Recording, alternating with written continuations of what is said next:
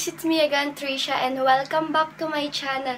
So ngayon, ituturo ko sa inyo ang app na ginagamit ko ngayon na kung saan pwede rin kayong kumita dito. So ang app na to ay ang Miko Live. So, ayun. Ano nga bang meron sa Miko Live? Paano ka ba kikita dito? Ano nga bang mga ginagawa dito? Ano nga bang mga kailangang gawin para kumita dito? At saan nga ba kinukuha ang pera? Marami pang ibang katanungan.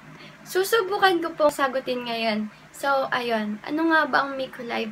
Ang Miko Live ay isang live streaming na kung saan pwede ka ring mag-earn ng money dito. So, ayun.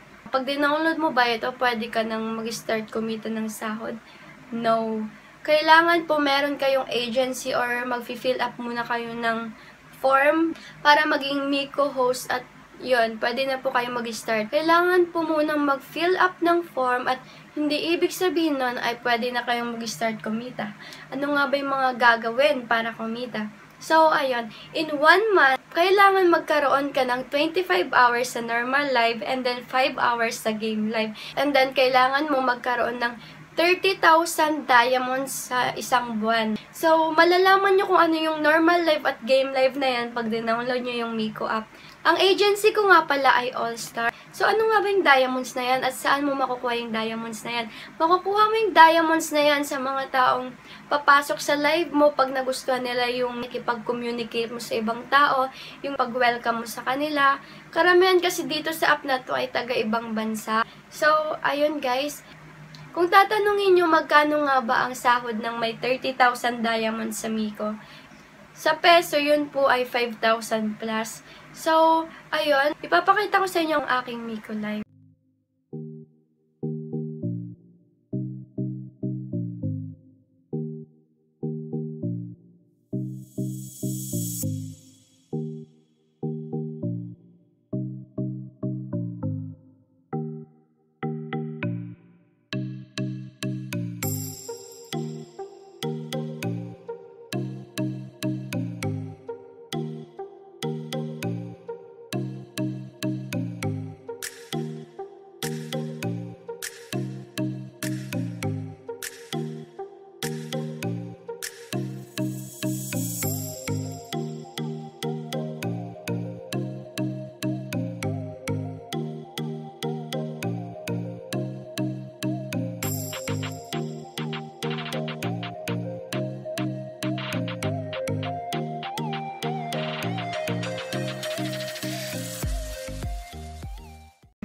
Ayan na nga guys, nakita nyo naman na kung kailan ako nag-start mag-create ng Miko.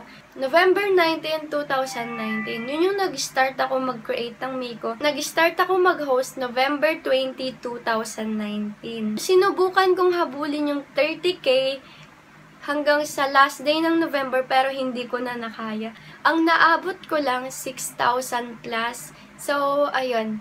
Inumpisahan ko ulit nung December 1. Nag-focus ako nung December 1. Nakita nyo naman sa pinakita ko kanina na redeem salary ko. Doon kasi kapag nahabol mo na yung 30,000 na quota mo, pwede na yung lumabas yung redeem salary para in case na kailangan mong mag-recharge, pwede mo yung gamitin. Pero kapag binawasan mo yon, yung ida-direct nilang sahod mo sa Payoneer or Pioneer, babawasan na rin nila yun kung magkano yung binawas mong ginamit mong pang-recharge. So, kung tatanungin nyo ulit, ano nga ba yung binanggit kong Pioneer or Payoneer? So, ayun, kailangan nyo pong mag-create ng account yun na ganon dahil doon po nila ipapasok direct yung sahod nyo galing sa Miko. Pwede nyo rin pong i-transfer yung pera nyo sa bank account nyo. Pero yung bank account nyo, kailangan i-connect nyo muna sa Payoneer or Pioneer nyo. Pwede rin kayong mag-order ng Payoneer or Pioneer card. Kapag nag-order ka neto, free lang siya. I-deliver sa bahay nyo. Mga 1 buwan bago nyo matanggap yung card na to. Pero kapag mag-withdraw kayo, sa unang withdraw nyo, may fee na 500 pesos. Sa pangalawang withdraw nyo na 250 pesos. Ang kagandahan lang kapag may card ka na, kapag yung sahod mo galing Miko pumasok na sa Pioneer or Payoneer account mo, pwede mo na siyang i-withdraw agad. Pero kapag wala ka pang card, itra-transfer mo pa siya sa bank mo. Maghihintay ka ng 2 to 3 days bago pumasok sa account mo. So, ayun nga guys. Kung interesado kayo sa app na to, or gusto nyo subukan, comment lang kayo sa baba. Pwede ko po kayong tulungan. Ang name po ng agency namin ay All Star Agency. Hindi po to scam dahil pinakita ko naman na po sa inyo. So, ayun. Kung dami kong show, ayun, no? Ayun, dito ko natatapusin yung video na to. Kung bago na kayo sa channel ko, don't forget to subscribe and click the notification bell button for more updates. Bye!